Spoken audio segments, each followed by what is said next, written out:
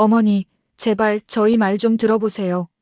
하얀 병원복을 입은 간병인들이 68세의 이정의 씨를 양쪽 팔로 붙잡고 있었습니다. 정신과 병동 입구 앞 휠체어가 기다리고 있었고 며느리 박미숙 씨는 눈물을 훔치며 의사와 뭔가를 속삭이고 있었습니다. 치매가 너무 심해져서 집에서 돌보기 힘들어요. 폭력적이기까지 하고 미숙 씨의 목소리는 떨리고 있었습니다. 주변 사람들은 고개를 저으며 혀를 찼습니다. 아이고, 그 착한 며느리가 얼마나 고생했을까. 시어머니 치매 때문에 젊은 며느리가 늙어버렸네. 하지만 이상했습니다. 이정희 씨의 눈빛이 전혀 흐리지 않았거든요. 오히려 매서웠습니다.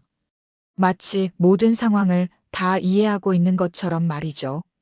이 모든 일이 어떻게 시작된 걸까요? 사람들은 궁금해했습니다. 그렇게 착하고 효성스럽기로 유명했던 며느리가 어떻게 시어머니를 정신병원에 강제로 입원시키려 하는 걸까요? 대체 무슨 일이 있었던 걸까요? 이 놀라운 반전의 전체 이야기가 궁금하시다면 잠시만 구독 버튼을 눌러주세요. 평범해 보이는 사람들의 숨겨진 이야기를 매일 전해드립니다. 알림 설정까지 해주시면 더욱 흥미진진한 이야기들을 놓치지 않으실 수 있어요. 그럼 이제 시간을 돌려서 이 모든 일이 어떻게 시작되었는지 차근차근 들어보겠습니다. 6개월 전 강남구 대치동의 한 고급 아파트. 이정희 씨는 이른 아침부터 분주했습니다. 오늘은 아들 태준이와 며느리 미숙이가 오는 날이었거든요.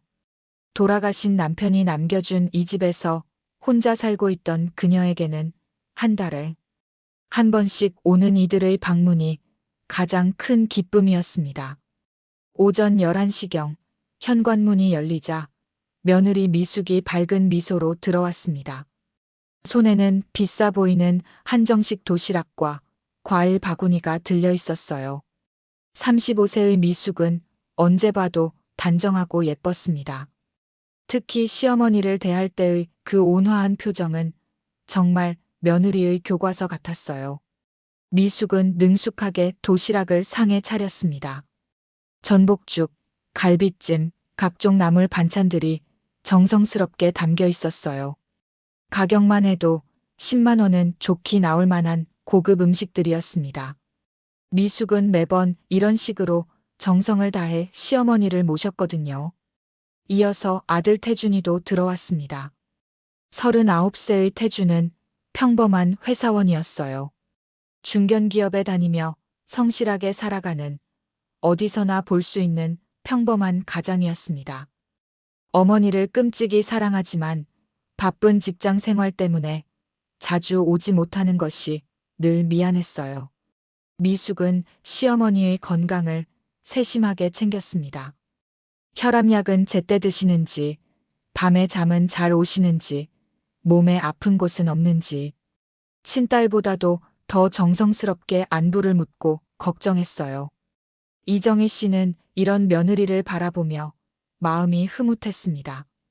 결혼 3년째, 미숙은 정말 완벽한 며느리였거든요. 명절마다 빠지지 않고 찾아오고 평소에도 안부 전화를 자주 했습니다.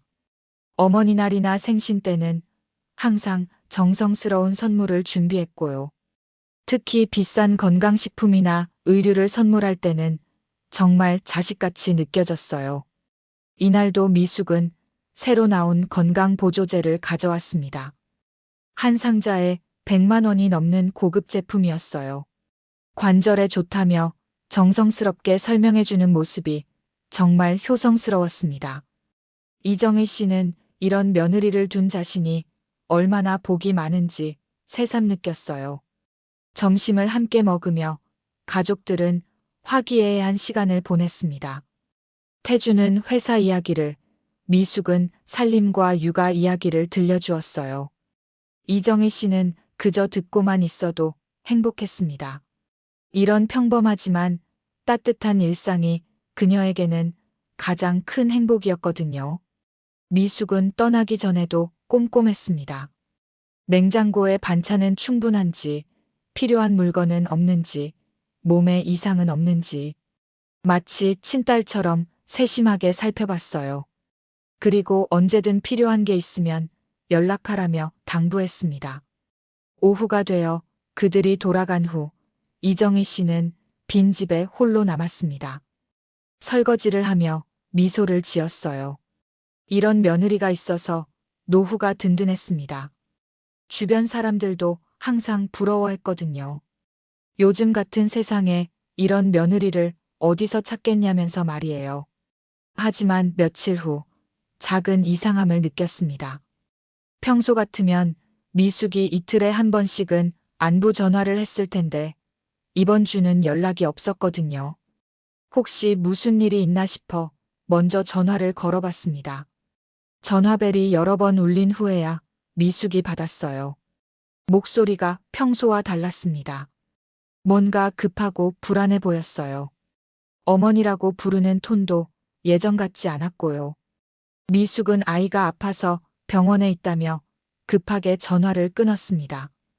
뚜마이너스, 뚜마이너스, 뚜마이너스. 전화가 끊어졌습니다. 이정희 씨는 핸드폰을 내려다보며 고개를 갸우뚱했습니다. 뭔가 이상했어요. 미숙의 목소리에서 평소의 따뜻함이 느껴지지 않았거든요. 마치 귀찮아하는 것 같기도 하고, 전화를 일찍 끊고 싶어 하는 것 같기도 하고, 물론 아이가 아프면 정신없을 수도 있죠. 하지만 평소의 미숙이라면 그런 상황에서도 시어머니를 걱정시킬까봐 더 자세히 설명했을 텐다. 이번에는 정말 간단하게 넘어갔어요. 게다가 목소리 톤이 완전히 달랐습니다. 평소에는 정말 다정하고 부드러웠는데 이번에는 뭔가 차갑고 기계적이었어요. 마치 업무적으로 처리하는 것 같은 느낌이었습니다. 이정희 씨는 불안한 마음을 가라앉히려 했습니다. 아마 정말 아이 때문에 정신이 없었을 거라고 생각하려 했어요. 하지만 마음 한구석에서는 계속 뭔가 이상하다는 생각이 들었습니다. 68년을 살아온 그녀의 직감이 뭔가 불길한 신호를 보내고 있었거든요. 하지만 그때는 아직 몰랐습니다. 이것이 모든 악몽의 시작이라는 것을 말이에요. 그로부터 일주일이 더 지났습니다. 이정희 씨는 여전히 미숙으로부터 연락을 받지 못했어요. 평소 같으면 벌써 두세 번은 안부 전화가 왔을 텐데 말이죠. 뭔가 이상하다는 생각이 점점 커졌습니다. 더 이상하게 느껴진 건 아들 태준에게서도 연락이 없다는 것이었어요. 보통은 미숙이 먼저 연락하고 그 다음에 태준이가 안부 인사를 했는데 이번에는 아무도 연락하지 않았습니다. 이정희 씨는 고민 끝에 아들에게 직접 전화를 걸어봤습니다. 태준의 목소리는 평소와 별다를 게 없었어요. 회사 일이 바빠서 정신이 없었다고 했습니다. 하지만 어머니가 미숙의 이상한 반응에 대해 말하자 태준은 대수롭지 않게 넘겼어요. 아이가 아프면 당연히 그럴 수 있다면서 말이죠. 하지만 이정희 씨의 불안감은 쉽게 가라앉지 않았습니다. 며칠 후 더 이상한 일이 벌어졌어요. 이정희 씨가 평소처럼 아파트 단지 내 은행에 가서 통장 정리를 하려고 했는데 잔고가 이상했습니다. 분명히 지난달 말에 확인했을 때는 3천만 원 정도 있었는데 이번에는 2천만 원밖에 없었거든요. 1천만 원이 어디로 간 걸까요? 이정희 씨는 당황했습니다. 자신이 어디서 그렇게 큰 돈을 쓴 기억이 없었거든요. 혹시 치매가 시작된 건 아닐까 하는 무서운 생각도 들었어요. 은행 직원에게 거래 내역을 확인해달라고 했습니다. 그런데 놀라운 사실을 발견했어요. 2주 전에 1천만 원이 인출되어 있었거든요. 그것도 ATM이 아니라 창구에서 말이에요. 어르신, 이건 창구에서 직접 인출하신 거예요. 본인 확인 절차도 모두 거쳤고요. 은행 직원의 말에 이정희 씨는 더욱 당황했습니다. 자신은 그날 창구에 온 적이 없었거든요. 집에서 드라마를 보고 있었는데 혹시 대리인이 온 건 아닐까요? 아니에요.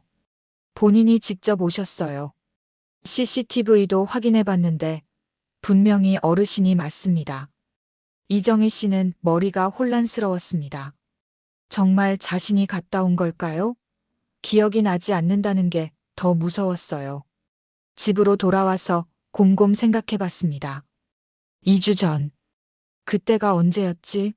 아, 미숙이와 태준이가 마지막으로 집에 온 바로 그 다음 주였어요. 그런데 이상했습니다. 그날 이후로 미숙의 태도가 갑자기 변했거든요. 예전처럼 자주 전화하지도 않고 전화를 받을 때도 뭔가 차갑고 설마 그런 건 아니겠죠? 이정희 씨는 고개를 저었습니다. 그런 나쁜 생각을 하면 안 된다고 스스로를 다독였어요. 미숙이는 그런 아이가 아니라고 3년 동안 얼마나 잘해줬는데. 하지만 며칠 후 또 다른 이상한 일이 벌어졌습니다. 이정희 씨는 집안 정리를 하다가 서랍에서 뭔가가 없어진 걸 발견했어요. 바로 은행 인감이었습니다. 은행 거래할 때 사용하는 중요한 도장이 사라진 거예요. 처음에는 자신이 어디 다른 곳에 둔 줄 알았습니다. 집 안 곳곳을 뒤져봤지만 찾을 수 없었어요. 분명히 항상 그 서랍에 넣어두었는데. 그리고 또 하나. 건강보험증도 없어졌습니다. 병원에 갈 때 필요한 중요한 서류였는데 그것도 사라져 있었어요. 이때부터 이정희 씨의 마음속에 불길한 예감이 스물스물 올라왔습니다. 혹시 미숙이가? 아니에요. 그럴 리 없어요. 미숙이는 그런 아이가 아니라고. 하지만 의심의 씨앗은 이미 마음속에 뿌려져 있었습니다. 며칠 후 이정희 씨는 용기를 내어 미숙에게 다시 전화를 걸어봤습니다. 이번에는 조심스럽게 돌려서 물어봤어요. 미숙은 여전히 차가웠습니다. 예전처럼 다정하게 어머니라고 부르지도 않았고 대화도 빨리 끝내려고 했어요. 이정희 씨가 은행 인감과 건강보험증에 대해 물어보자 미숙은 모른다고 잘라 말했습니다. 하지만 이정희 씨는 느꼈어요. 미숙의 목소리에서 뭔가 거짓말하는 것 같은 떨림을 말이죠. 전화를 끊은 후 이정희 씨는 깊은 한숨을 쉬었습니다. 설마 정말 그런 건 아니겠죠? 3년 동안 그렇게 잘해주던 며느리가 갑자기 돌변할 리는 없을 테니까요. 하지만 현실은 냉혹했습니다. 그 다음 주 이정희 씨는 우편함에서 이상한 편지를 발견했어요. 카드 회사에서 온 청구서였는데 자신이 만든 적 없는 신용카드의 사용 내역이 적혀 있었습니다. 금액이 상당했어요. 100만 원이 넘는 명품 가방, 고급 화장품, 비싼 식당 이용료. 모두 이정희 씨의 이름으로 결제되어 있었지만 정작 본인은 그런 걸 산 적이 없었거든요. 이제는 확실했습니다.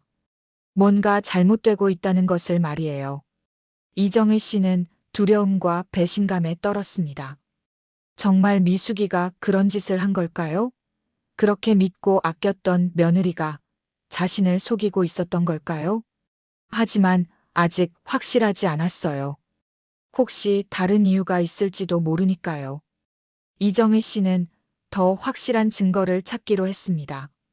그러기 위해서는 조금 위험한 계획이 필요했어요. 바로 자신이 치매에 걸린 것처럼 연기하는 것이었습니다. 만약 미숙이 정말 나쁜 마음을 품고 있다면 치매 환자가 된 시어머니를 보고 본색을 드러낼 테니까요. 이정희 씨는 결심했습니다. 진실을 알아내기 위해서라면 무엇이든 할 수 있었거든요. 하지만 그녀는 아직 몰랐습니다. 며느리 미숙의 계획이 단순한 돈 문제를 넘어서 자신의 목숨까지 위협할 정도로 끔찍한 것이라는 사실을 말이에요. 이정희 씨는 밤새 고민했습니다. 정말 치매 연기를 해야 할까요? 68년을 살아오면서 이렇게 누군가를 속여본 적이 없었거든요. 하지만 진실을 알기 위해서는 다른 방법이 없었어요. 며칠 후 미숙에게 전화를 걸었습니다. 이번에는 평소와 다른 톤으로 말했어요. 이정희 씨는 일부러 말을 더듬거리며 혼란스러워하는 척했습니다. 방금 전에 뭘 하고 있었는지 기억이 안 난다고, 머리가 자꾸 아프다고 했어요. 미숙의 반응을 살펴보기 위해서였습니다. 처음에 미숙은 놀란 것 같았어요. 시어머니가 갑자기 이상해졌다며 걱정하는 목소리였습니다. 하지만 이상하게도 병원에 가자는 말은 하지 않았어요. 그냥 좀 쉬시라는 말만 했을 뿐이었습니다. 이정희 씨는 며칠 더 지켜보기로 했습니다. 다음 주 태준과 미숙이 집에 왔을 때 본격적인 연기를 시작했어요. 평소보다 멍한 표정을 짓고 방금 전 한 말을 다시 물어보고 화장실 위치를 헷갈리는 척했습니다. 태준은 깜짝 놀랐어요. 어머니가 갑자기 왜 이런지 모르겠다며 당황했습니다. 즉시 병원에 가자고 했고 검사를 받아봐야 한다고 했어요. 하지만 미숙의 반응은 달랐습니다. 미숙은 태준을 말렸어요. 나이가 드시면서 가끔 그런 증상이 나타날 수 있다며 조금 더 지켜본 후에 병원에 가도 늦지 않다고 했습니다. 그러면서 자신이 더 자주 와서 돌봐드리겠다고 했어요. 이정희 씨는 소름이 돋았습니다. 정상적인 며느리라면 시어머니가 치매 증상을 보일 때 더 적극적으로 병원에 가자고 해야 하는데 미숙은 오히려 말리고 있었거든요. 그날 이후 미숙의 태도가 확연히 달라졌습니다. 예전에는 정중하고 조심스럽게 대했는데 이제는 반말을 섞어가며 말했어요. 이정희 씨가 치매 환자라고 생각하니까 예의를 지킬 필요가 없다고 여기는 것 같았습니다. 미숙은 더 자주 집에 오기 시작했어요. 하지만 시어머니를 돌보기 위해서가 아니었습니다. 집 안 곳곳을 뒤져가며 뭔가를 찾고 있었거든요.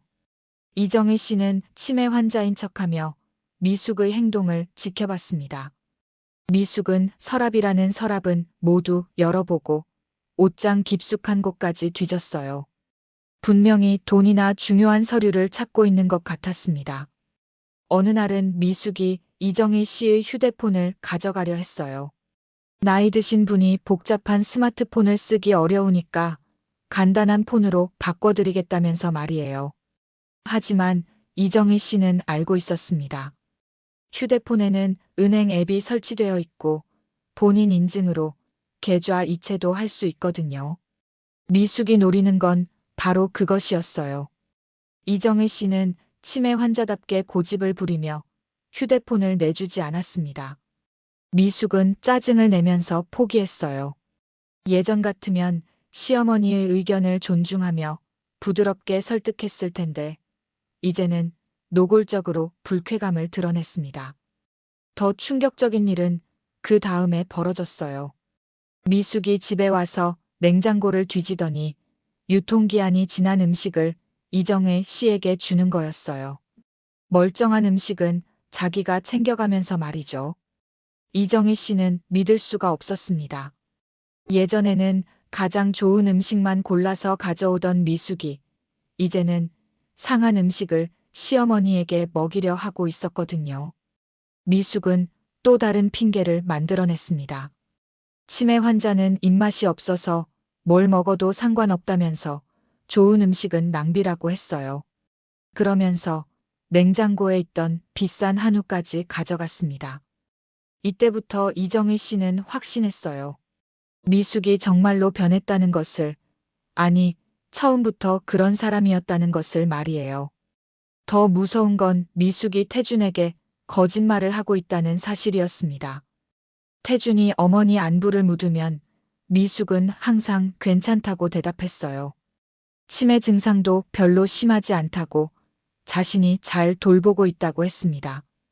태준은 미숙의 말을 믿고 안심했어요. 하지만 실제로는 미숙이 시어머니를 방치하고 있었거든요. 제대로 된 음식도 주지 않고 약도 챙겨주지 않았습니다. 오히려 집안의 귀중품만 찾아다니며 가져갔어요. 이정희 씨는 분노했지만 참았습니다. 더 큰 진실을 알아내기 위해서였어요. 미숙이 도대체 뭘 계획하고 있는지, 어디까지 갈 수 있는지 보고 싶었거든요. 그런데 며칠 후 정말 끔찍한 일이 벌어났습니다. 미숙이 집에 와서 이상한 제안을 했어요. 시어머니가 치매가 심해지고 있으니까 전문적인 치료를 받을 수 있는 곳에 모셔야 한다는 거였어요. 그곳이 바로 정신병원이었습니다. 미숙은 이미 모든 걸 준비해 놓고 있었어요. 병원 상담도 받았고 입원 절차도 알아봤다고 했습니다. 그러면서 이정희 씨에게 서류에 도장을 찍으라고 했어요. 이정희 씨는 그 순간 깨달았습니다. 미숙의 진짜 계획이 무엇인지를 말이에요. 정신병원에 강제 입원시킨 다음 치매 환자로 만들어서 모든 재산을 가로채려는 것이었어요. 일종의 현대판 고려장이었습니다. 이정희 씨는 온몸이 떨렸습니다. 자신이 그렇게 아끼고 믿었던 며느리가 이런 끔찍한 일을 계획하고 있었다니. 하지만 아직 연기를 계속해야 했어요. 미숙이 의심하면 안 되니까요. 이정희 씨는 치매 환자인 척하며 도장을 찍기 싫다고 떼를 썼습니다. 미숙은 점점 짜증을 냈어요. 예전 같으면 부드럽게 설득했을 텐데 이제는 거의 협박하는 수준이었습니다. 그날 밤 이정희 씨는 잠을 이룰 수 없었습니다. 미숙이 정말로 자신을 정신병원에 가둬버릴 수도 있다는 생각에 두려웠거든요. 하지만 동시에 다른 생각도 들었어요. 이제 미숙의 정체를 완전히 파악했으니 반격할 때가 온 것 같았습니다. 그런데 이정희 씨는 아직 몰랐습니다. 미숙의 배후에 더 큰 세력이 있다는 것을, 그리고 자신이 상상했던 것보다 훨씬 더 복잡한 상황에 놓여 있다는 것을 말이에요. 이정희 씨는 더 이상 가만히 있을 수 없었습니다. 미숙의 정신병원 계획을 막기 위해서는 확실한 증거가 필요했어요. 단순히 의심만으로는 아무도 믿어주지 않을 테니까요. 특히 아들 태주는 아내를 완전히 믿고 있었거든요. 이정희 씨는 치밀한 계획을 세웠습니다. 미숙이 다음에 올 때 몰래 녹음을 해서 증거를 잡기로 했어요. 요즘 스마트폰에는 녹음 기능이 있다는 걸 알고 있었거든요. 며칠 후 미숙이 다시 집에 왔습니다. 이번에는 혼자 왔어요. 태준에게는 시어머니 병원 일로 간다고 거짓말을 한 것 같았습니다. 미숙은 들어오자마자 이정희 씨를 쳐다보더니 냉소적으로 웃었어요. 미숙은 더 이상 예의를 지키지 않았습니다. 치매 환자라고 생각하니까 아예 대놓고 무시하기 시작한 거예요. 이정희 씨 앞에서 당당하게 집안을 뒤지며 돈이 될 만한 물건들을 찾았습니다. 미숙은 거실 장식장에서 금반지와 목걸이를 꺼냈어요. 이정희 씨의 돌아가신 남편이 선물해준 소중한 물건들이었습니다. 미숙은 그것들을 주머니에 넣으면서 혼자 중얼거렸어요. 이정희 씨는 치매 환자인 척하며 가만히 지켜봤습니다. 마음은 찢어질 것 같았지만 증거를 잡기 위해 참았어요. 미숙은 안방으로 들어가서 옷장을 뒤지기 시작했습니다. 깊숙한 곳에서 예금 통장을 찾아낸 미숙은 만족스러운 표정을 지었어요. 이정희 씨가 비상금으로 숨겨둔 통장이었거든요. 그때 미숙이 전화를 받았습니다. 상대방이 누군지는 몰랐지만 대화 내용이 충격적이었어요. 미숙은 전화를 받자마자 목소리를 낮췄습니다. 하지만 이정희 씨는 모든 말을 들을 수 있었어요. 미숙은 상대방에게 계획이 잘 진행되고 있다고 보고했습니다. 시어머니를 치매 환자로 만드는 작업이 거의 완료되었다고요. 더 놀라운 건 미숙이 돈 이야기를 하는 부분이었어요. 이미 몇 천만 원을 빼돌렸고 곧 모든 재산을 처리할 수 있을 거라고 했습니다. 그리고 정신병원 입원만 시키면 완전히 끝날 거라고 말했어요. 이정희 씨는 소름이 돋았습니다. 미숙이 혼자서 이런 일을 벌인 게 아니었어요. 분명히 배후에 다른 사람들이 있었습니다. 전화를 끄는 미숙은 더욱 대담해졌습니다. 이정희 씨를 쳐다보며 비웃듯이 말했어요. 치매 걸린 늙은이가 뭘 알겠냐면서 이제 곧 편안한 곳으로 보내줄 거라고 했습니다. 미숙은 부엌으로 가서 냉장고를 열었어요. 그리고 충격적인 일을 했습니다. 상한 우유와 썩은 반찬을 그릇에 담아서 이정희 씨 앞에 내놓은 거예요. 미숙은 이정희 씨에게 이걸 먹으라고 강요했습니다. 치매 환자는 뭘 먹는지도 모르니까 상관없다면서 말이에요. 이정희 씨가 거부하자 미숙은 화를 냈어요. 까불지 말고 얌전히 먹으라고 윽박질렀습니다. 이정희 씨는 더 이상 참을 수 없었지만 그래도 증거를 더 모아야 했어요. 미숙의 진짜 정체를 완전히 폭로하기 위해서였습니다. 미숙은 서재로 가서 중요한 서류들을 뒤지기 시작했어요.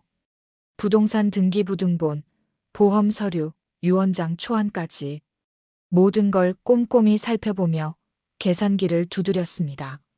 그러면서 미숙은 혼자 중얼거렸어요.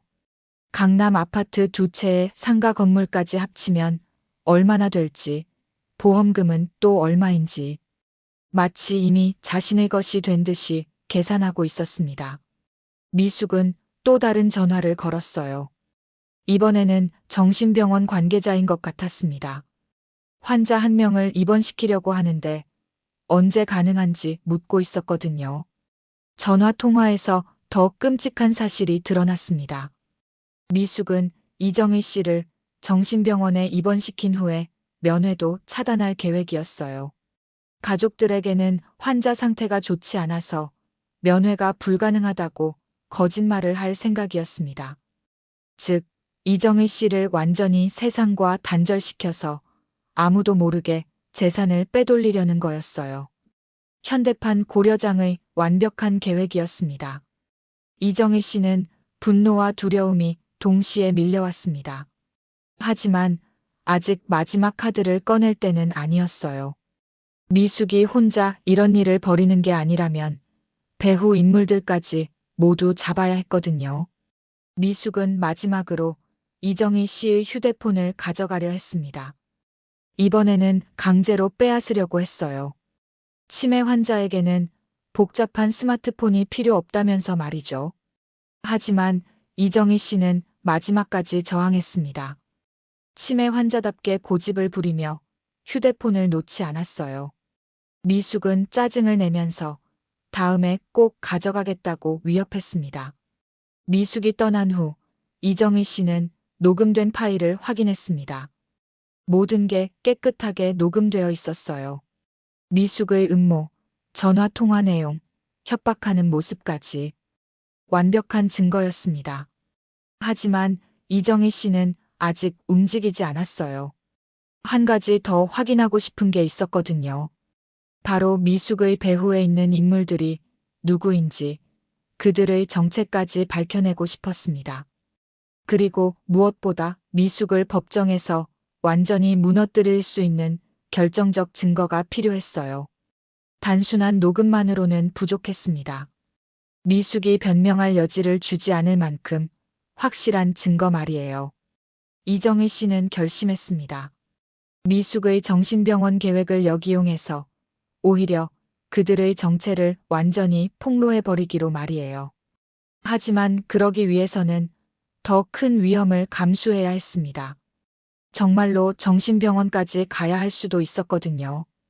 드디어 그날이 왔습니다. 미숙이 아침 일찍 집에 왔어요. 이번에는 낯선 남자 2명과 함께였습니다. 한 명은 의사 가운을 입고 있었고 다른 한 명은 정신병원 직원 같아 보였어요. 이정희 씨는 치매 환자인 척하며 상황을 지켜봤습니다. 미숙은 의사에게 시어머니의 상태를 설명하고 있었어요. 치매가 심해서 폭력적이고 집에서 돌보기 힘들다고 거짓말을 했습니다. 의사는 이정희 씨를 간단히 진찰한 후 고개를 끄덕였어요. 확실히 입원 치료가 필요하다고 판단한다면서 즉시 병원으로 모셔가야 한다고 했습니다. 이정희 씨는 그제서야 알았습니다. 이 의사도 미숙과 한패였다는 것을 말이에요. 정상적인 의사라면 더 정밀한 검사를 해야 한다고 할 텐데 겉모습만 보고 즉시 입원을 결정하는 건 이상했거든요. 미숙은 이정희 씨에게 다가와서 달콤한 목소리로 말했어요. 좋은 병원에서 치료받으면 금방 나아질 거라고, 잠깐만 다녀오면 된다고 거짓말했습니다. 하지만 이정희 씨는 이미 미숙의 진짜 계획을 알고 있었어요. 한번 정신병원에 들어가면 다시는 나올 수 없을 거라는 걸 말이죠. 이정희 씨는 치매 환자답게 혼란스러워하며 저항했습니다. 병원에 가기 싫다고, 집에 있겠다고 떼를 썼어요. 하지만 3명의 어른들이 한 할머니를 어떻게 하겠어요? 미숙은 점점 짜증을 냈습니다. 예전 같으면 시어머니를 부드럽게 설득했을 텐데 이제는 거의 강제로 끌고 가려 했어요. 정신병원 직원도 함께 이정희 씨의 팔을 잡았습니다. 그때 이정희 씨는 마지막 카드를 써보기로 했어요. 치매 환자인 척하면서도 주변 이웃들의 관심을 끌어야 했거든요. 이정희 씨는 갑자기 큰 소리를 지르기 시작했습니다. 도와달라고, 자신을 어디론가 끌고 가려 한다고 소리쳤어요. 아파트 복도에 그 소리가 울려 퍼졌습니다. 과연 몇몇 이웃들이 나와서 무슨 일인지 물어봤어요. 미숙은 당황하면서도 재빨리 상황을 수습했습니다. 시어머니가 치매 때문에 혼란스러워한다고, 병원에서 치료받으러 가는 길이라고 설명했어요. 이웃들은 미숙의 말을 믿었습니다. 그동안 미숙이 효성스러운 며느리로 소문났었거든요. 오히려 이웃들은 미숙을 위로했어요. 얼마나 고생이 많았겠냐면서 말이에요. 하지만 그 중에 한 명, 같은 층에 사는 조수진 씨만은 달랐습니다. 조수진 씨는 사회복지사였어요. 오랫동안 노인 복지 일을 해왔기 때문에 이런 상황을 많이 봤었거든요. 뭔가 이상하다는 직감이 들었습니다. 조수진 씨는 미숙에게 질문했어요. 어느 병원에서 진단을 받았는지, 담당 의사는 누구인지, 정확히 어떤 치료를 받을 예정인지, 정상적인 절차라면 당연히 알아야 할 것들이었습니다. 미숙은 대답을 제대로 하지 못했어요. 당황하면서 얼버무리기만 했습니다. 조수진 씨의 의심은 더욱 커졌어요. 조수진 씨는 이정희 씨에게 직접 물어봤습니다. 정말 병원에 가고 싶은지, 누가 이 결정을 내린 건지. 이정희 씨는 치매 환자인 척하면서도 애절한 눈빛으로 조수진 씨를 바라봤어요. 그 눈빛에서 조수진 씨는 뭔가를 느꼈습니다. 이건 단순한 치매 환자의 혼란이 아니라 도움을 요청하는 신호 같았거든요. 조수진 씨는 미숙에게 말했어요. 이런 중요한 결정은 가족들이 함께 상의해야 한다고, 특히 아들인 태준 씨와 먼저 이야기해봐야 한다고 했습니다. 미숙은 더욱 당황했어요. 태준은 출장 중이라서 연락이 안 된다고 거짓말했습니다. 하지만 조수진 씨는 그럼 출장에서 돌아올 때까지 기다리는 게 맞다고 주장했어요. 미숙과 가짜 의사는 서로 눈빛을 주고받았습니다. 계획이 꼬이기 시작한 거예요. 조수진 씨 같은 전문가가 끼어들면 일이 복잡해질 수 있었거든요. 결국 미숙은 일단 물러서기로 했어요. 내일 다시 오겠다고 하면서 그때까지 이정희 씨를 잘 돌봐달라고 조수진 씨에게 부탁했습니다. 미숙과 가짜 의사들이 떠난 후 조수진 씨는 이정희 씨와 단둘이 남았어요. 조수진 씨는 이정희 씨에게 조심스럽게 물어봤습니다. 조수진 씨는 오랜 경험으로 뭔가 이상하다는 걸 느끼고 있었어요. 이정희 씨의 눈빛이 치매 환자치고는 너무 또렷했고 며느리의 행동도 석연치 않았거든요. 이정희 씨는 잠깐 고민했습니다. 조수진 씨를 믿어도 될까요? 하지만 지금 상황에서는 도움이 필요했어요. 혼자서는 미숙의 계획을 막을 수 없었거든요. 이정희 씨는 조수진 씨에게 조심스럽게 상황을 설명하기 시작했어요.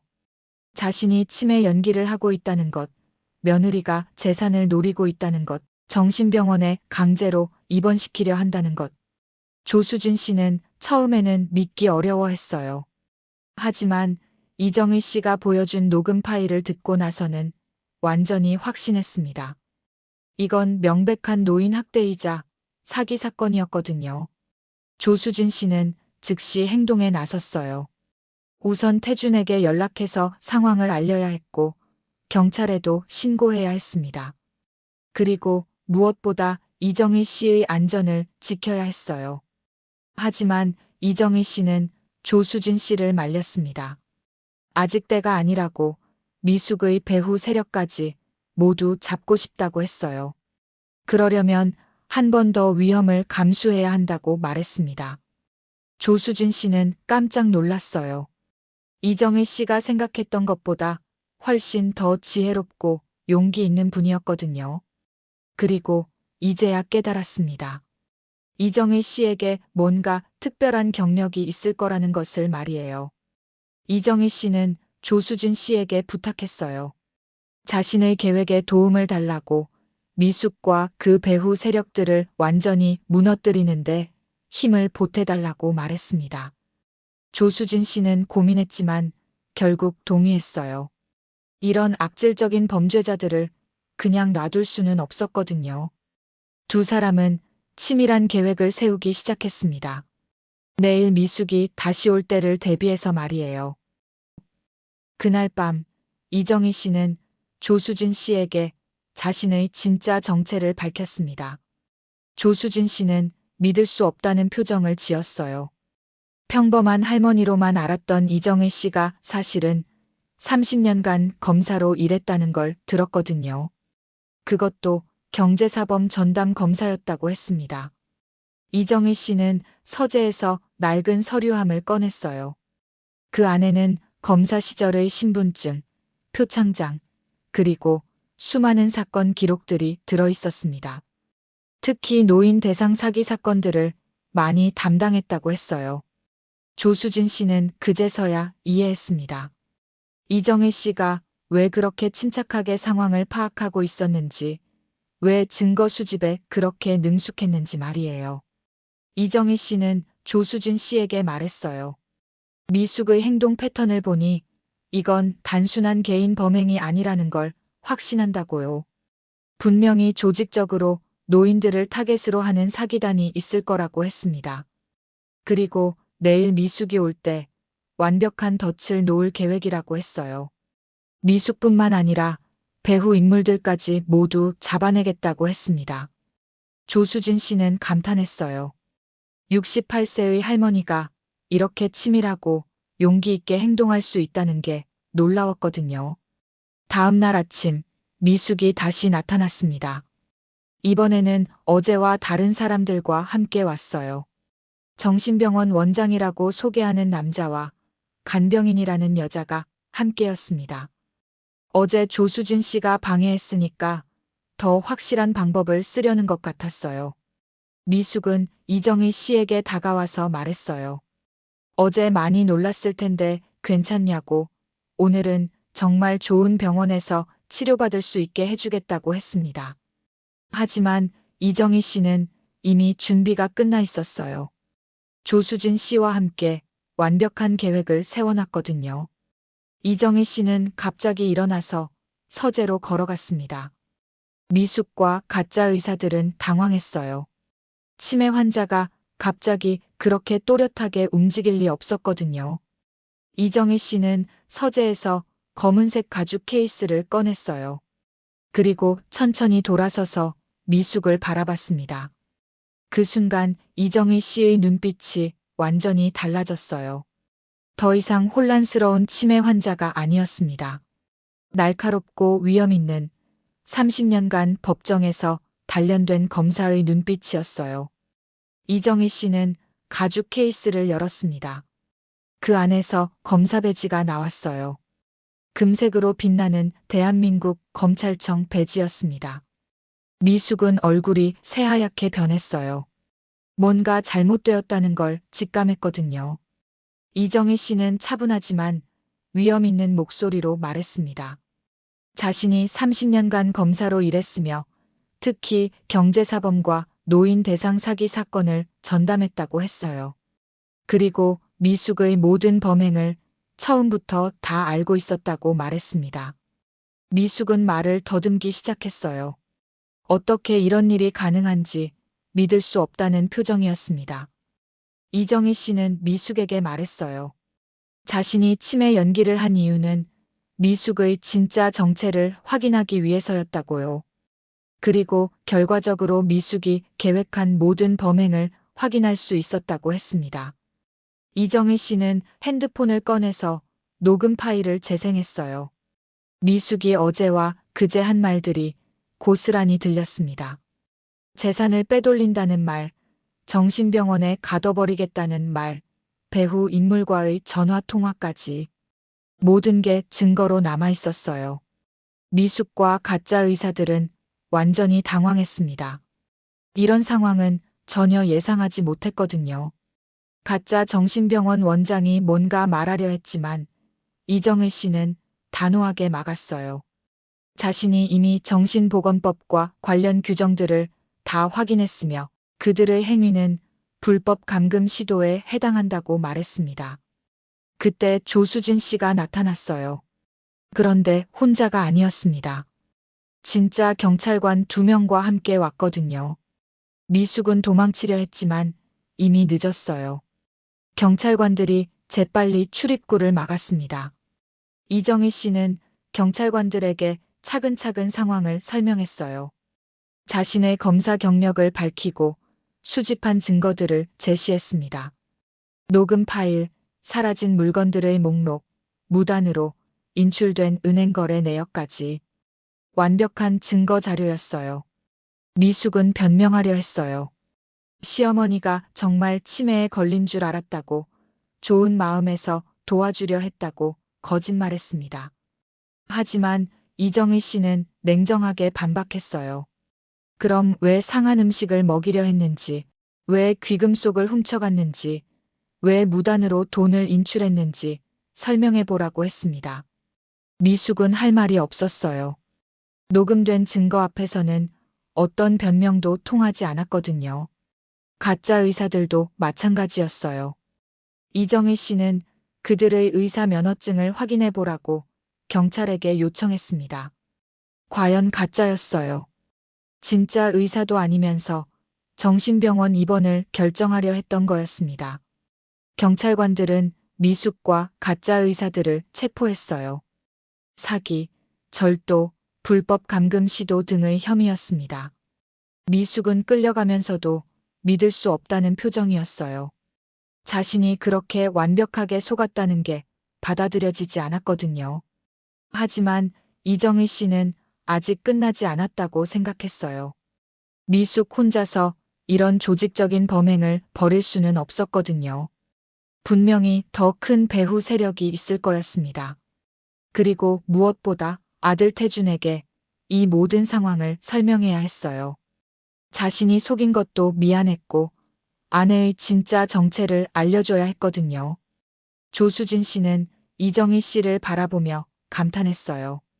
정말 대단한 분이라고, 이런 지혜와 용기를 가진 어르신을 처음 본다고 말했습니다. 하지만 이정희 씨는 아직 절반밖에 해결하지 못했다고 생각했어요. 미숙의 배후에 있는 진짜 주범들을 찾아내야 진정한 정의가 실현되는 거라고 말이에요.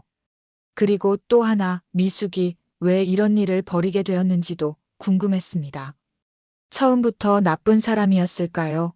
아니면 다른 이유가 있었을까요? 며칠 후 이정희 씨는 경찰서에서 충격적인 소식을 들었습니다. 미숙에 대한 조사가 깊어질수록 더욱 끔찍한 진실들이 드러나고 있었어요. 미숙이 단순한 사기범이 아니라 상상할 수 없을 정도로 악질적인 범죄자였다는 사실이 밝혀진 거였습니다. 경찰은 이정희 씨에게 말했어요. 미숙의 휴대폰과 컴퓨터를 분석한 결과 다른 노인들을 상대로도 비슷한 범행을 저질렀다는 증거가 나왔다고요. 미숙은 지난 3년간 최소 5명의 노인을 상대로 사기를 쳤던 거예요. 모두 같은 수법이었습니다. 친척이나 지인 행세를 하며 접근해서 신뢰를 쌓은 다음 돈을 빼돌리는 방식이었어요. 더 충격적인 건 미숙의 인터넷 검색 기록이었습니다. 미숙은 이정희 씨를 상대로 사기를 치기 전부터 계획적으로 준비해왔어요. 치매 증상을 연기하는 방법, 노인들을 정신병원에 입원시키는 절차, 심지어 독성 물질로 서서히 독살하는 방법까지 검색했던 거였습니다. 이정희 씨는 소름이 돋았어요. 미숙이 정말로 자신을 죽일 계획까지 세우고 있었다는 거잖아요. 경찰 조사 결과 미숙의 계획은 더욱 치밀했습니다.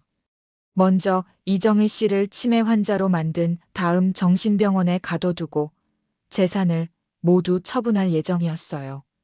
그리고 나서는 서서히 독을 먹여서 자연사로 위장해 죽일 계획이었습니다. 보험금까지 노리고 있었던 거예요. 미숙의 노트북에서는 더욱 끔찍한 내용들이 발견되었어요. 미숙은 이정희 씨에 대해 상세하게 조사해 놨었습니다. 재산 규모, 통장 위치, 인감 보관 장소, 심지어 평소 생활 패턴까지 모든 걸 기록해 놨어요. 마치 사냥감을 연구하는 사냥꾼 같았습니다. 그리고 놀라운 사실이 하나 더 밝혀졌어요. 미숙에게는 진짜 시어머니가 따로 있었다는 거였습니다. 미숙의 친시어머니는 2년 전에 의문의 죽음을 당했어요.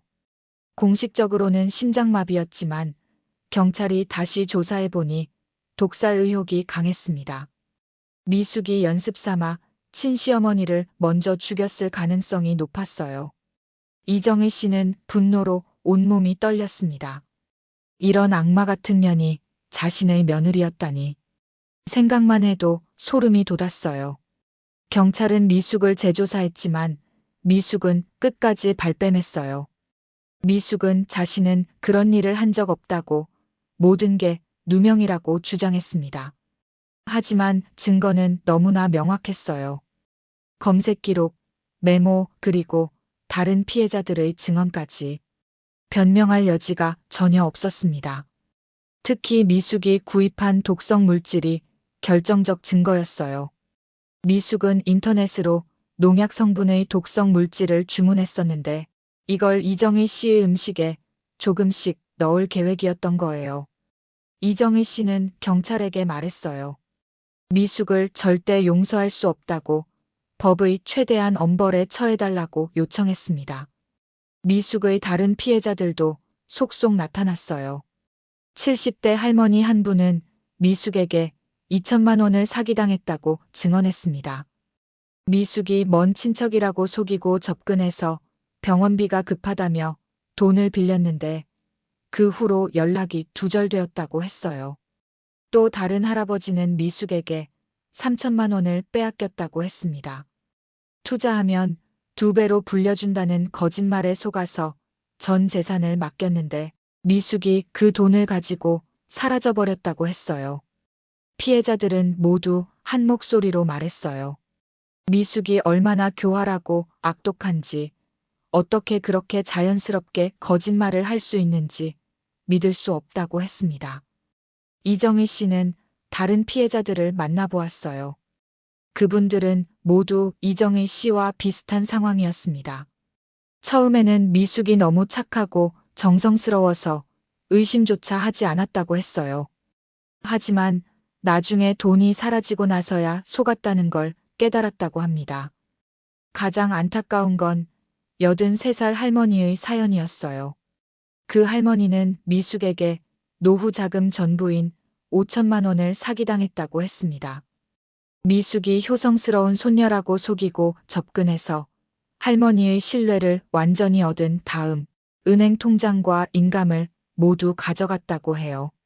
할머니는 지금도 월세방에서 기초생활수급비로만 겨우 살아가고 있다고 했습니다. 미숙 때문에 인생이 완전히 망가져버린 거예요. 이정희 씨는 더욱 분노했습니다.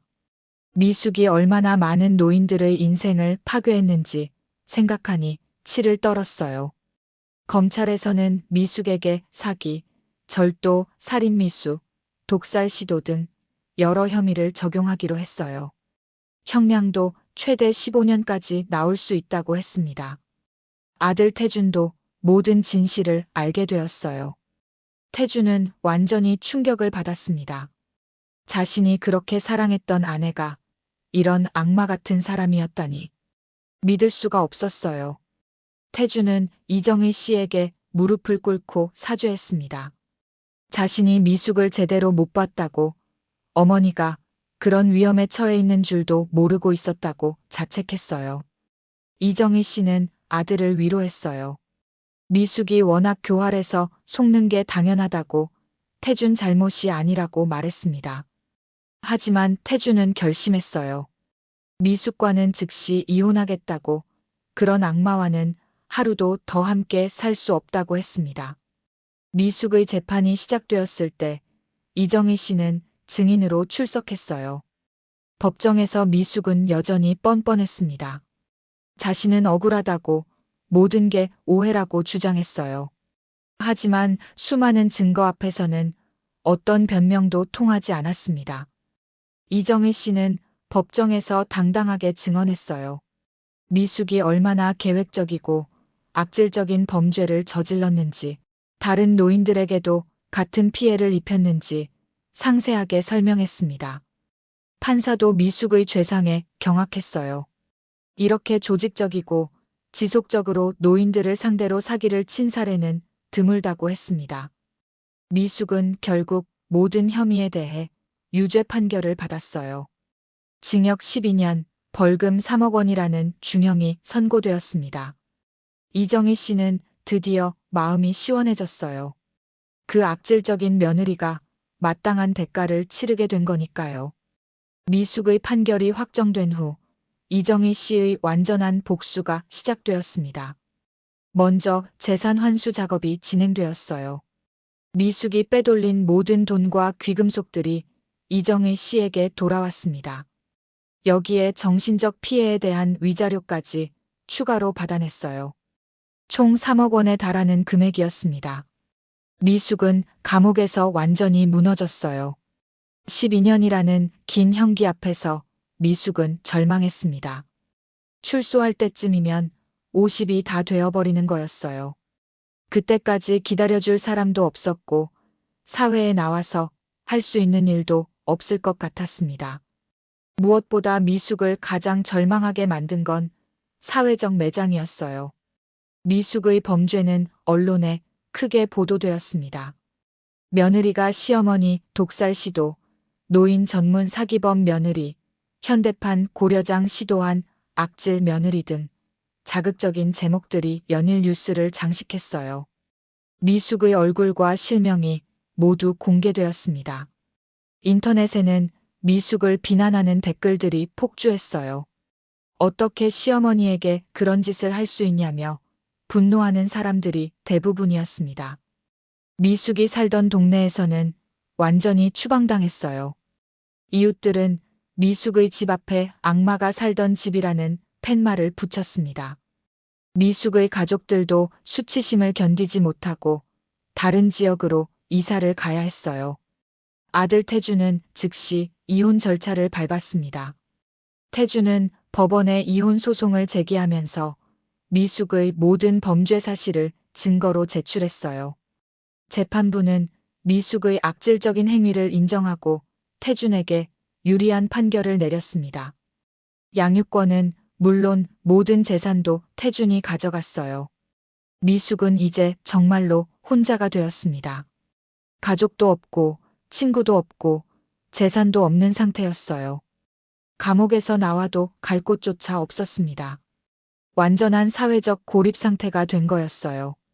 반면 이정희 씨는 사회적 영웅이 되었습니다.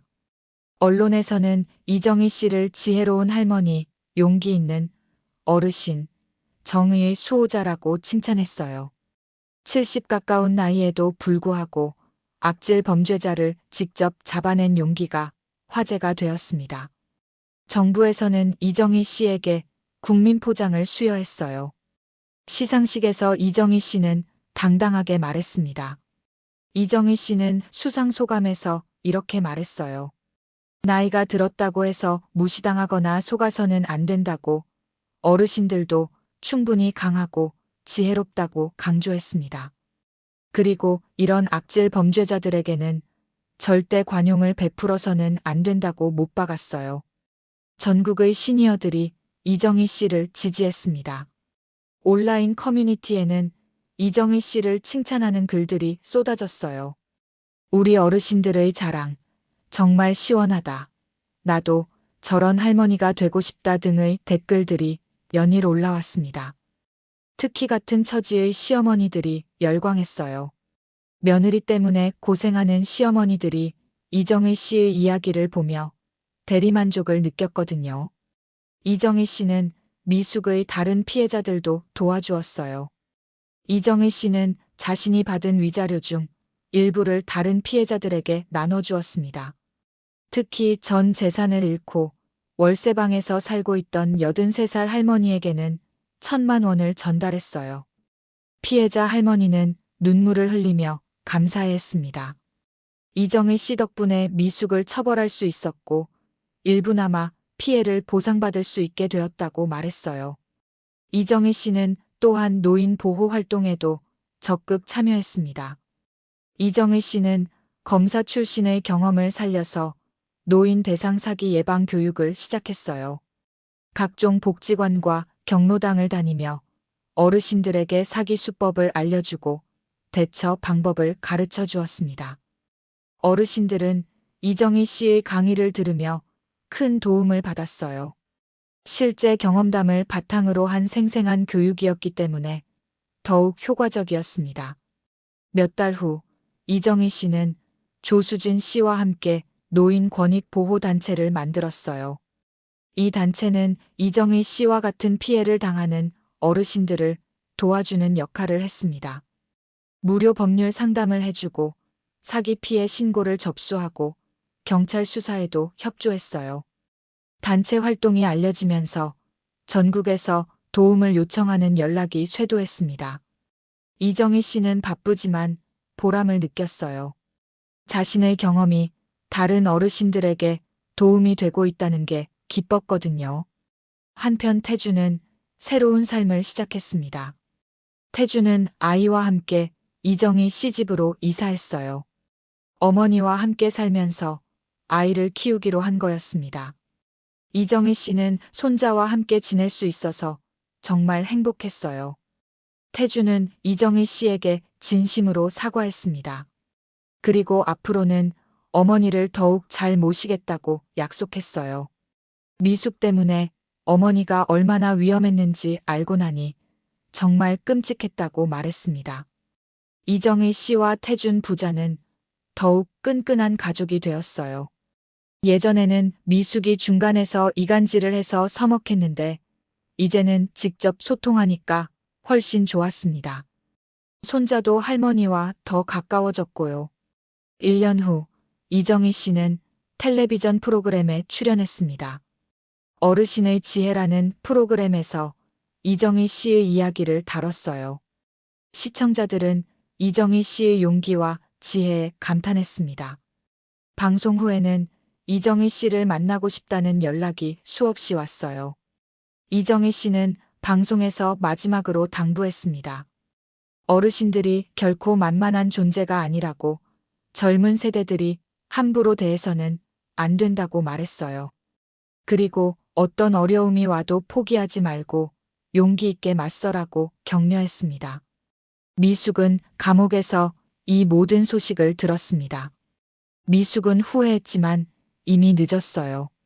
자신이 얼마나 무서운 상대를 건드렸는지 그때서야 깨달았습니다. 이정희 씨를 평범한 노인으로 얕봤다가 인생이 완전히 망가져버린 거였어요. 미숙은 감옥에서 다른 죄수들에게도 무시당했습니다. 시어머니를 해치려 한 악질 범죄자라는 소문이 퍼지면서 누구도 미숙과 어울리려 하지 않았어요. 이정희 씨는 이제 당당했습니다. 동네에서 만나는 사람들마다 이정희 씨를 존경했어요. 며느리 하나 제대로 다루지 못한다고 무시하던 사람들이 이제는 부러워했습니다. 이정희 씨는 마음속으로 생각했어요. 자신을 얕봤던 모든 사람들에게 제대로 보여줬다고, 어르신들의 힘이 얼마나 강한지 증명했다고 말이에요. 그리고 무엇보다 악한 사람은 반드시 대가를 치르게 된다는 걸 세상에 알렸다는 게 가장 뿌듯했습니다. 이정희 씨의 이야기는 이렇게 완전한 승리로 끝났습니다. 정의가 승리하고 악인이 처벌받는 완벽한 권선징악이었어요. 여러분은 이 이야기를 보시고 어떤 생각이 드셨나요? 이정희 씨처럼 용기 있게 맞서 싸우는 어르신들의 모습이 정말 멋지지 않나요? 이런 감동적이고 통쾌한 이야기가 마음에 드셨다면 꼭 구독 버튼을 눌러주세요. 그리고 좋아요도 함께 눌러주시면 더 많은 분들이 이런 의미 있는 이야기를 볼 수 있답니다. 댓글로는 여러분의 생각을 들려주세요. 미숙 같은 악질 며느리를 어떻게 생각하시는지, 이정희 씨의 용기에 대해 어떻게 느끼시는지 궁금합니다. 혹시 비슷한 경험이 있으시다면 그 이야기도 나눠주세요. 매일 이런 흥미진진하고 교훈적인 이야기들을 전해드리니까 알림 설정까지 해주시면 절대 놓치지 않으실 거예요. 어르신들의 지혜와 용기를 보여주는 이야기, 악인들이 마땅한 대가를 치르는 통쾌한 이야기들을 계속해서 만들어 가겠습니다. 다음 이야기도 기대해 주세요.